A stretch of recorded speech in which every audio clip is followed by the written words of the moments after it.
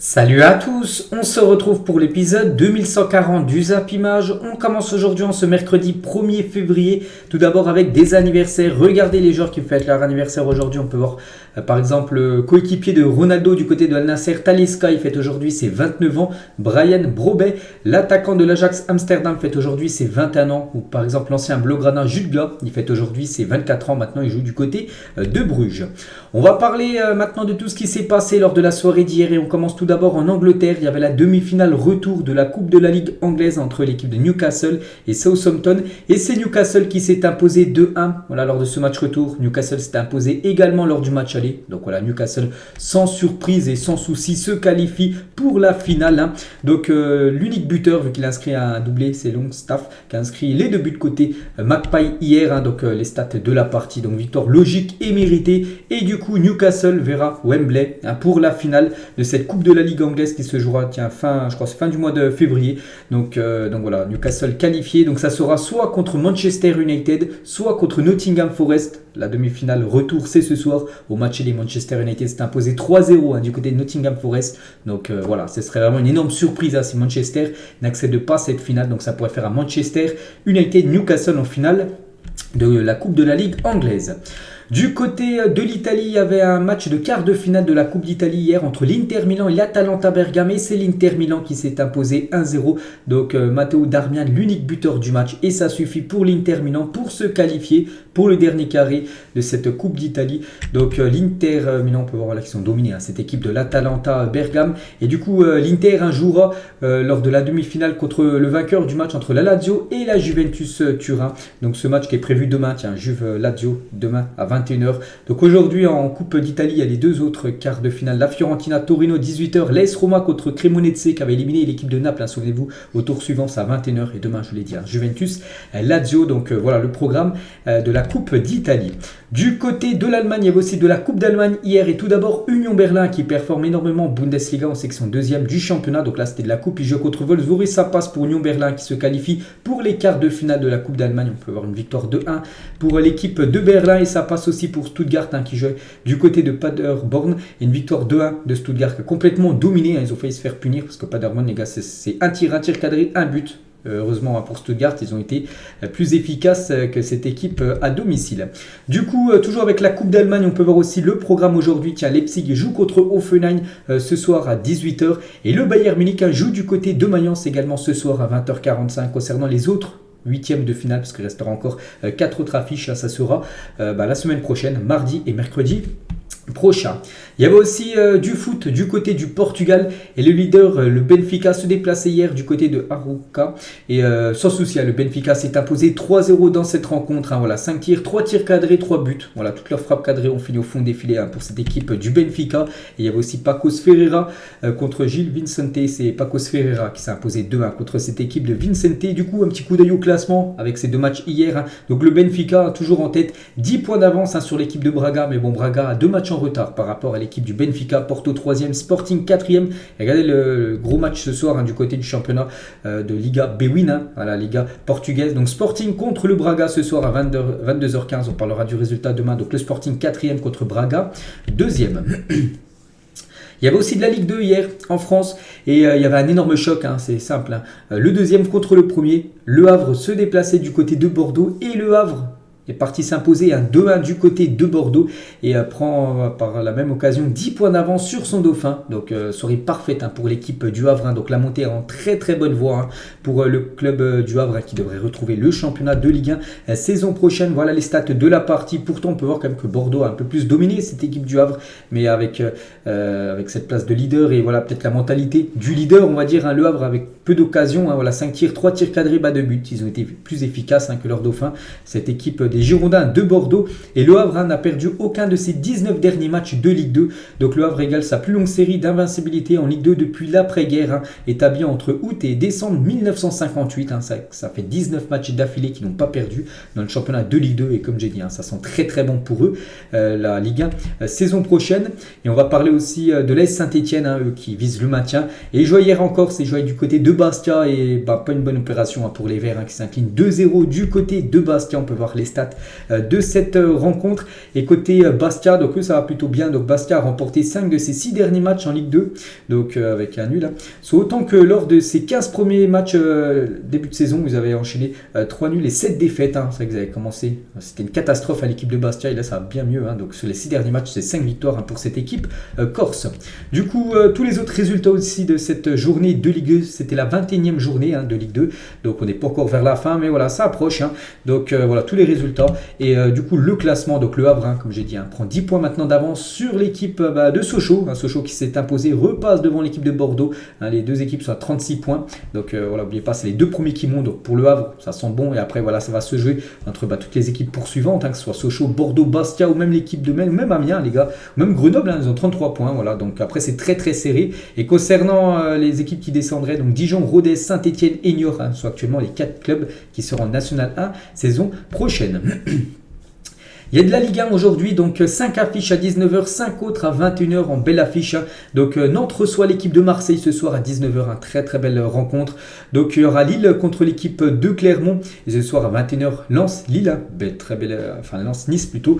Donc n'oubliez pas que Lens a tout gagné cette saison. En championnat, ils vont jouer contre une belle équipe niçoise. Il y aura Lyon contre Brest, Rennes contre Strasbourg ou même le PSG qui se déplace du côté de Montpellier ce soir. Et on peut voir le groupe du Paris Saint-Germain pour cette rencontre ce soir du côté de Montpellier. Donc tout le monde est là, à part Neymar, je l'avais dit hier. Neymar hier soir qui n'était pas dans le groupe parce qu'en gros, il a une fatigue musculaire. Il a peut-être trop joué, enfin j'en sais rien, mais bon, il est trop fatigué. Et voilà, le staff parisien ne veut pas prendre de risque avec Neymar, qui se blesse avant ce match de Ligue des Champions. On est le premier, n'oubliez pas, le 14 février, les gars, c'est le match aller contre le Bayern. C'est pour ça que Neymar n'est pas là, il doit avoir du repos. Sinon, concernant Messi, Mbappé, Soler, Nuno Mendes ou même, je sais pas, Fabien Ruiz, ils sont tous présents pour la rencontre ce soir du côté de Montpellier. Et on va parler de Vitinha, les gars. Vitinha qui avait fait forte impression tout début de saison. Vraiment, on pensait que c'était l'une des meilleures recrues et ça a été l'une des meilleures recrues en début de saison. Puis là, depuis les derniers matchs, ça va pas fort pour Vitinha, perd de sa splendeur dans l'entrejeu du PSG. Le jeune milieu portugais, auteur d'un très bon début de saison, enchaîne les prestations moyennes depuis plusieurs semaines, depuis en gros le retour de la Coupe du Monde, mais il a du mal, Vitinha, en espérant revoir le niveau qu'il montrait en début de saison, parce que c'est comme un joueur quasiment cadre de Christophe Galtier, puis voilà, bien sûr le PSG veut qu'il retrouve son niveau qu'il avait dans le passé.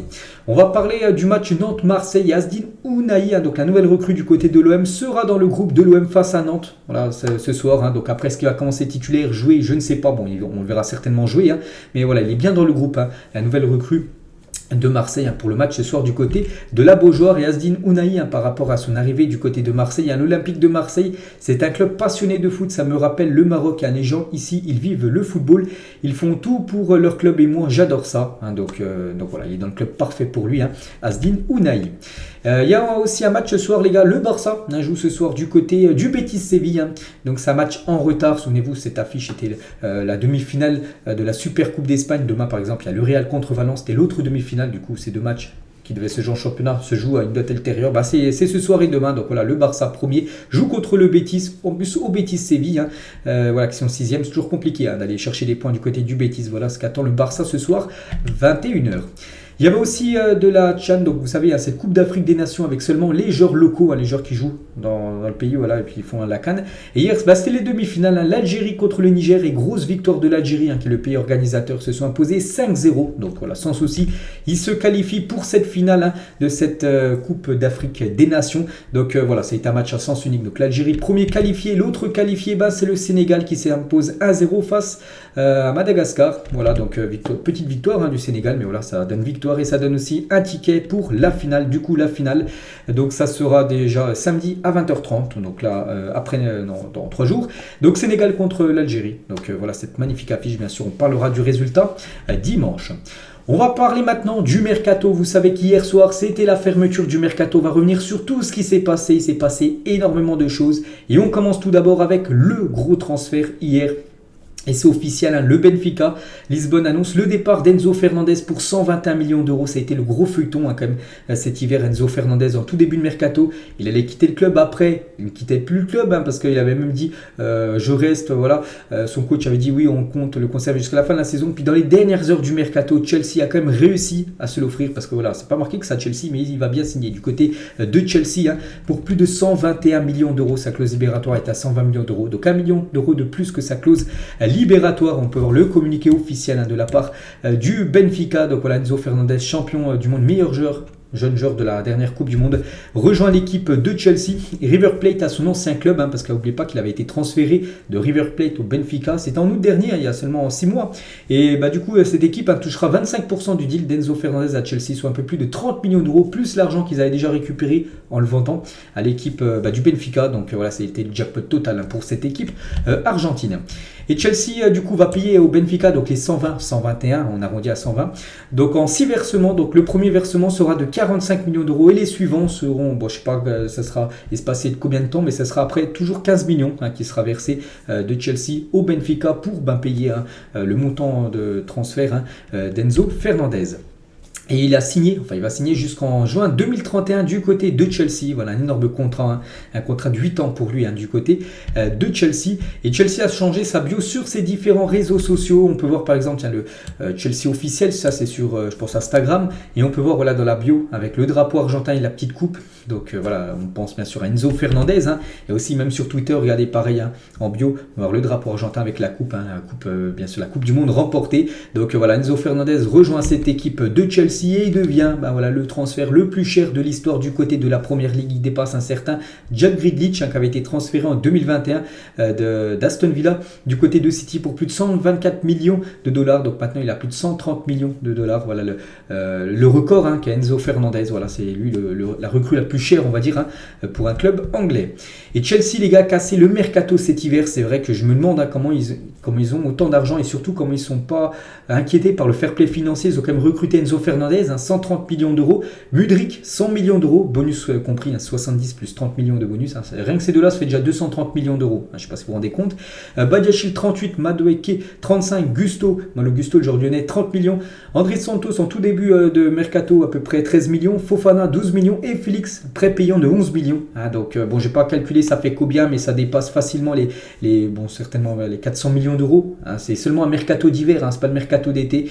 Donc voilà. Et là, c'est juste cet hiver. Et si on prend en compte aussi l'été dernier sur cette saison, parce que depuis juillet et août dernier, donc voilà, il y a des joueurs aussi qu'on peut rajouter comme Sterling à 56 millions d'euros, Koulibaly 38 millions d'euros, Cucurella 65 millions d'euros, ou même Fofana 80 millions d'euros, le défenseur français. Donc voilà, Chelsea, les gars, en train de tout écraser, hein, sur le mercato.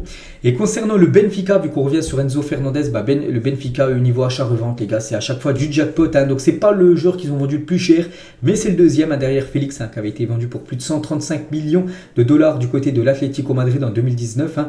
Donc Enzo Fernandez, c'est le deuxième, à 130 millions de dollars vendus.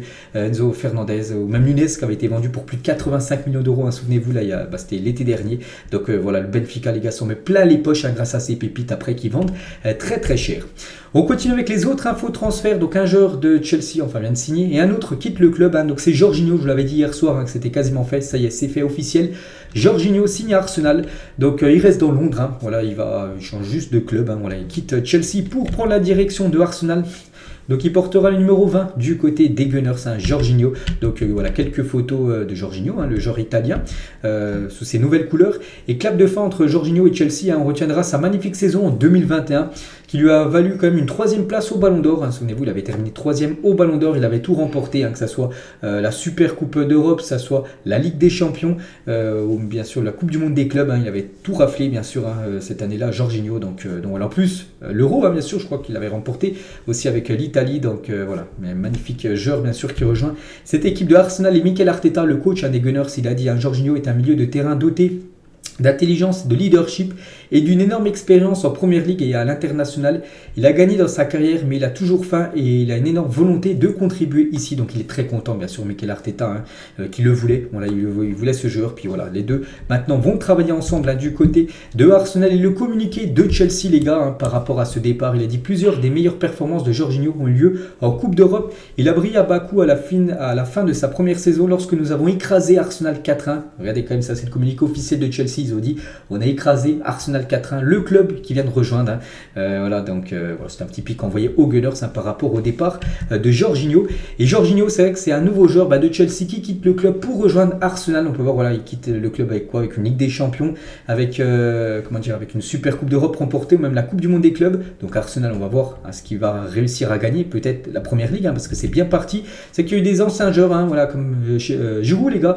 À l'époque, il avait quitté Chelsea pour rejoindre Arsenal. On peut voir les trophées à chaque fois qu'il a remporté dans les deux clubs. La même chose pour Fabregas, lui aussi il avait quitté Chelsea pour rejoindre l'équipe de Arsenal, où c'était dans le sens inverse, peu importe, c'était plutôt Arsenal, puis après il était parti du côté de Chelsea. On peut voir aussi les trophées qu'il avait remporté. La même chose aussi pour Ashley Cole, lui aussi il avait quitté Arsenal pour après rejoindre l'équipe de Chelsea. C'est le sens inverse, on va dire, de Jorginho. Toujours avec Chelsea, Jorginho a quitté le club. Lui, on va en parler, parce que lui, c'était quasiment fait, puis je sais pas, on ne sait pas si c'est fait ou non. Donc accord entre Chelsea et le PSG pour le prêt sans option d'achat d'Hakim Ziyech jusqu'à la fin de la saison.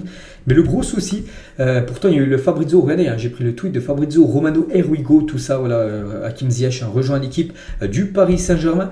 Mais le transfert de Ziyech au PSG est en train de tomber à l'eau. Pourquoi? Pourtant même il y a eu Here we go, voilà, de Fabrizio Romano. C'est tout simplement que Chelsea a volontairement envoyé les mauvais documents pour faire capoter le deal. Voilà, en gros, ils ne voulaient pas vendre le joueur. Ils ont fait certainement exprès d'envoyer des mauvais documents.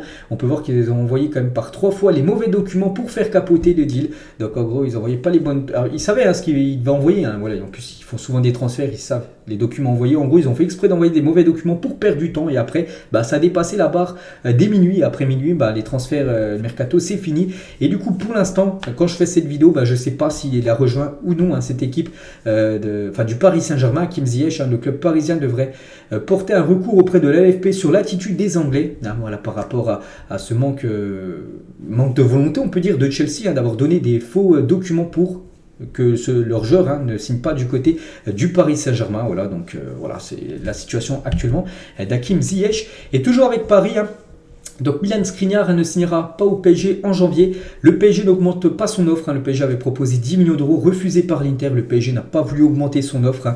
Et du coup, il rejoindra bien l'équipe du PSG, mais ça sera l'été prochain. Donc en gros, le Paris Saint-Germain a recruté aucun joueur sur ce mercato. On peut voir que le PSG a floppé sur ce mercato hivernal avec aucune recrue. Pourtant, il voulait 2 joueurs, voire même un 3e. Et du coup, aucune arrivée. Pour l'instant, parce que Ziyech, voilà, on ne sait toujours pas. Enfin, pourquoi je fais la vidéo, je ne sais pas. Et concernant Skriniar, ça sera l'été prochain. Et Morata, les gars, sur Milan Skriniar, donc Morata, c'est président, bref, directeur ou président de l'Inter, il a dit, il a fait un choix, ce qui est dans son droit, de ne pas prolonger du côté de l'Inter, et on a le devoir de le respecter. Nous sommes sûrs qu'il sera prouvé au cours des 6 derniers mois qu'il est à la hauteur du rôle et du maillot qu'il porte. Donc bien sûr, ils sont déçus du côté de l'Inter Milan que Skriniar ne prolonge pas, mais voilà, ils comprennent, ils acceptent surtout sa décision. On continue avec les autres infos. Donc j'ai parlé du PSG qui n'a pas réussi à se renforcer, alors qu'il y a des clubs qui vont jouer contre le PSG, comme l'équipe du Bayern, eux, qui ont réussi à se renforcer, en plus avec un grand joueur. Donc c'est officiel, Cancelo signe au Bayern Munich. Donc hier on a annoncé, c'était encore rumeur de transfert, ça y est, cette fois-ci c'est signé, il est prêté avec option d'achat de 70 millions d'euros. Voilà ce que débourse une équipe du Bayern pour s'offrir Cancelo. Donc il portera le numéro 22 du côté du Bayern Munich et il sera certainement titulaire au poste de défenseur droit contre le Paris Saint-Germain lors des 2 matchs de Ligue des Champions. On peut voir qu'il était même présent.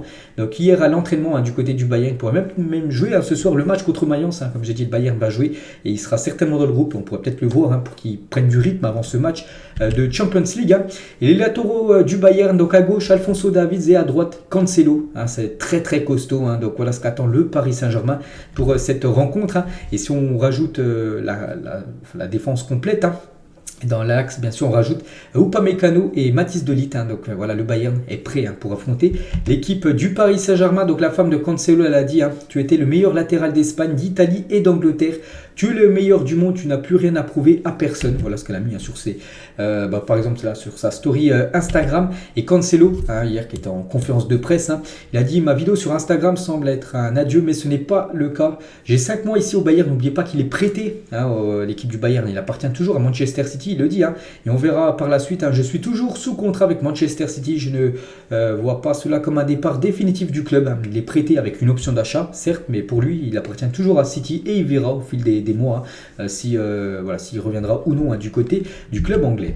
On continue avec les autres infos transferts. Donc j'ai dit, le Bayern, futur adversaire du PSG, se renforce. Marseille aussi, qui va affronter 2 fois l'équipe du PSG dans les prochains jours, se renforce également avec une arrivée de Vitinha. J'avais dit ce joueur de Braga que l'équipe de Brighton voulait. Du coup, Brighton s'était retiré du dossier, donc c'était la voie libre pour Marseille. Marseille a su saisir cette chance et c'est un record parce que Marseille a déboursé plus de 32 millions d'euros pour s'offrir l'attaquant Vitinha, qui portera le numéro 9 maintenant du côté de Marseille et devient tout simplement la recrue la plus chère de l'histoire de l'OM.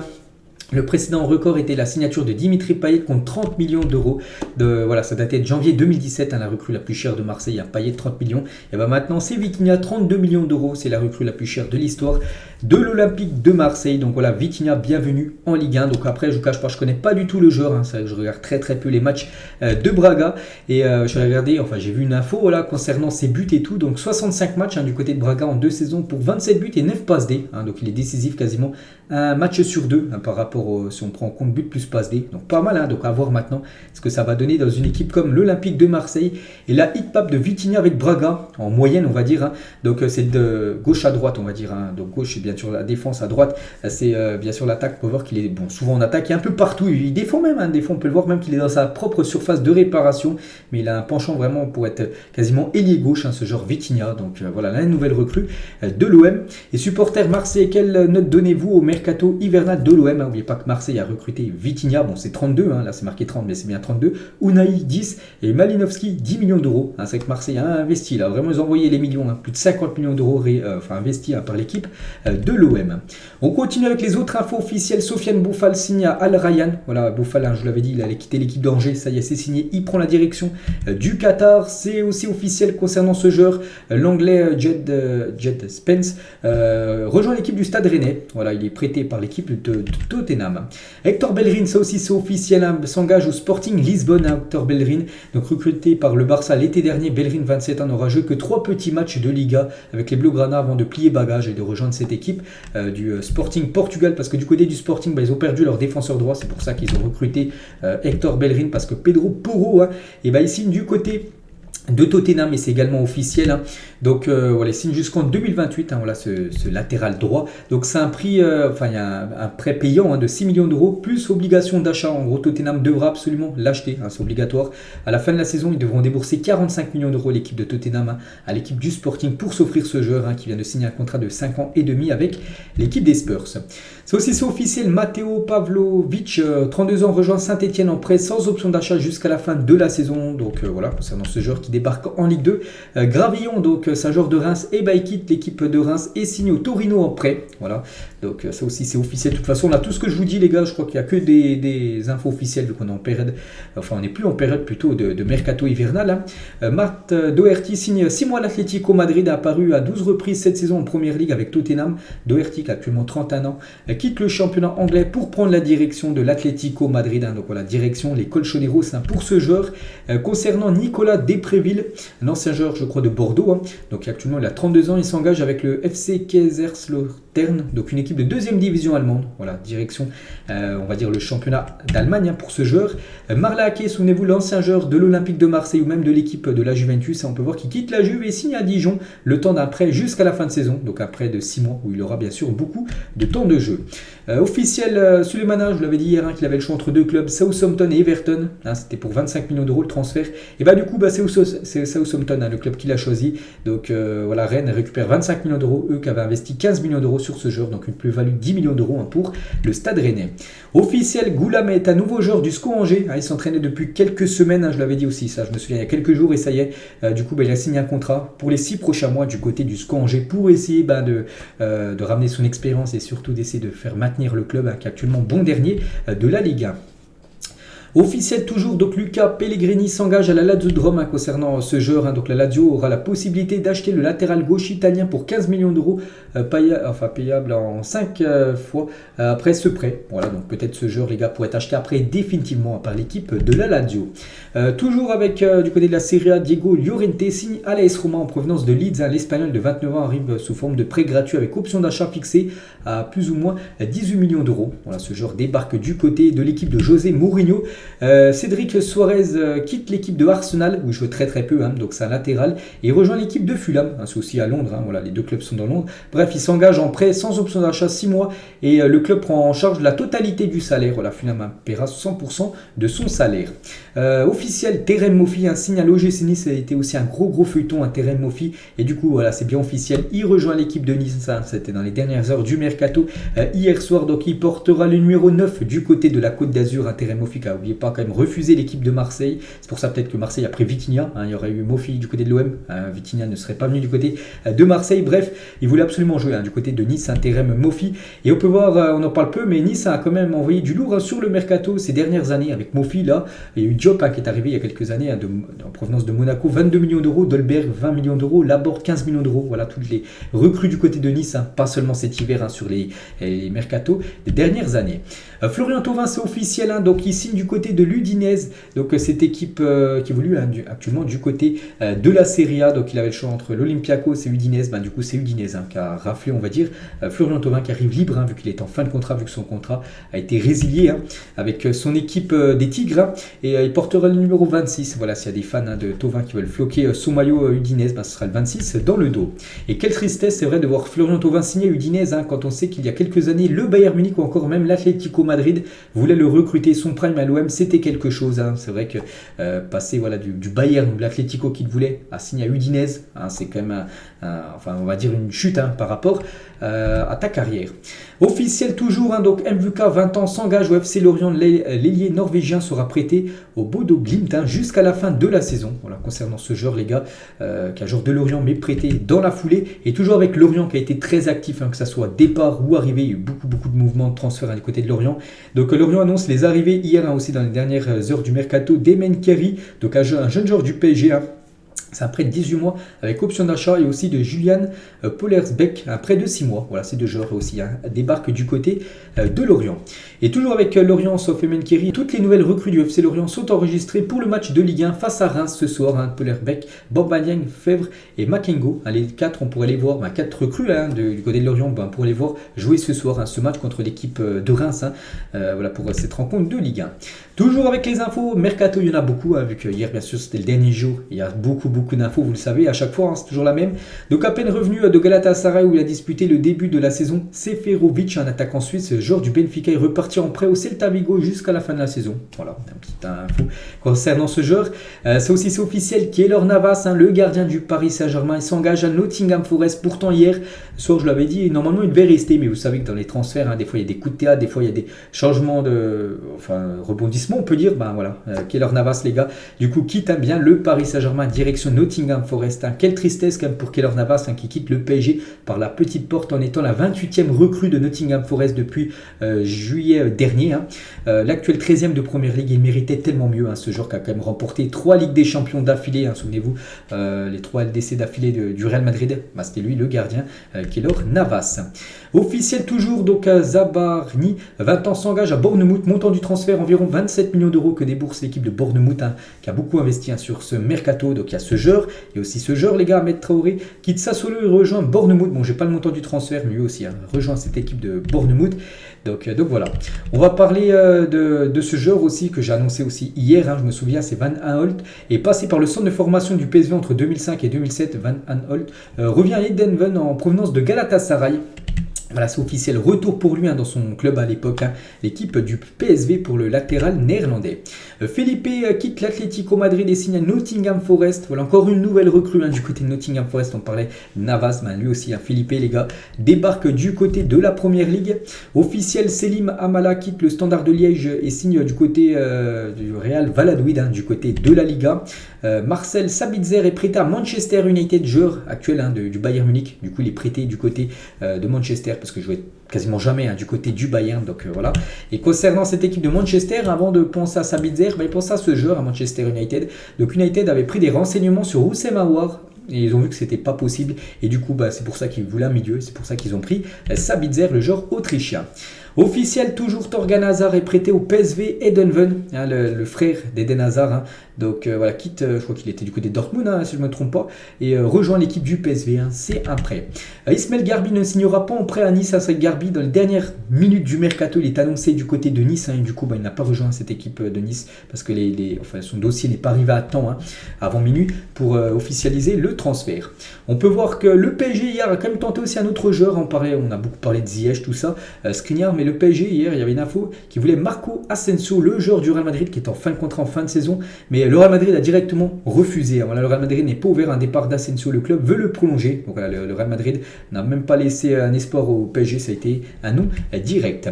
Concernant Sofiane Amrabat, que j'ai beaucoup annoncé aussi hier du côté du Barça, donc il ne signera pas au Barça cet hiver. Pourtant le Barça le voulait, vraiment c'était sûr, le Barça le voulait. Lui il voulait venir du côté du Barça, il manquait seulement la Fiorentina et c'est la Fiorentina, son club actuel, qui a tout fait, on peut dire capoté. Donc Amrabat se sent très blessé et déçu envers la Fiorentina pour l'avoir empêché d'être transféré au FC Barcelone. Le club catalan souhaite revenir à la charge l'été prochain. Ils vont revenir bien sûr, le Barça, pour essayer de se l'offrir. Ça sera maintenant l'été prochain vu que cet hiver maintenant c'est cuit.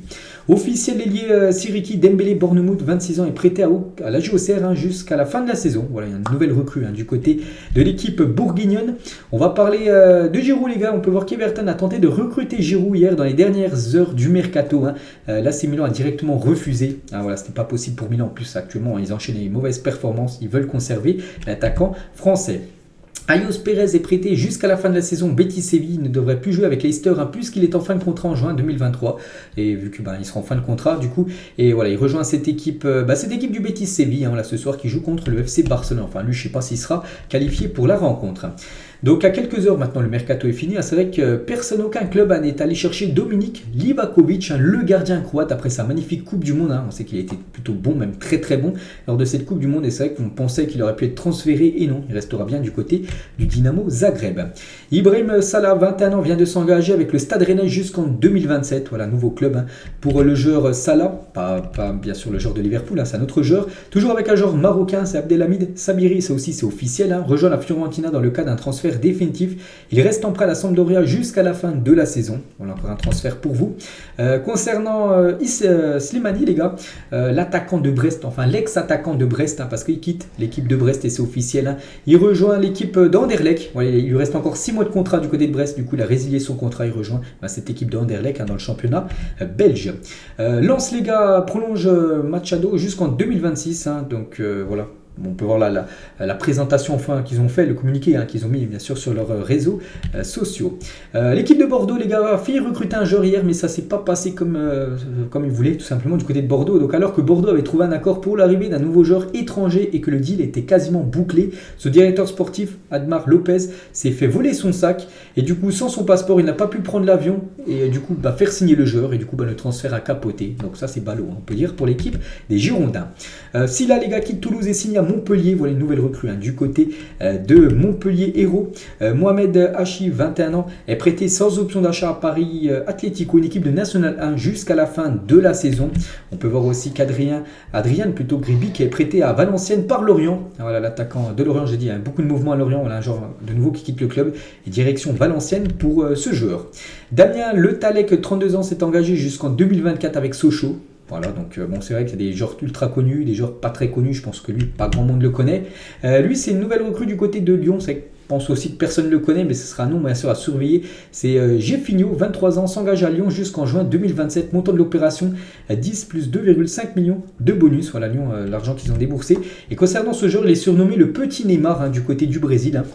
Donc voilà, maintenant il passe sa visite, donc voilà, tout est fait parce que c'est officiel. Donc voilà, un petit Neymar, on va dire, du côté de Lyon. Donc on a hâte de voir ce joueur Jefinho du côté de ses nouvelles couleurs.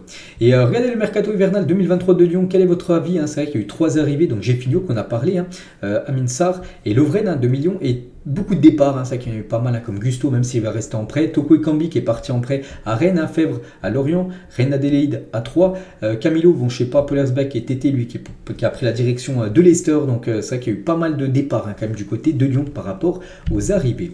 Junior Flemings, joueur de Toulouse, est prêté sans option d'achat à Niort jusqu'à la fin de la saison. Voilà encore un transfert pour vous.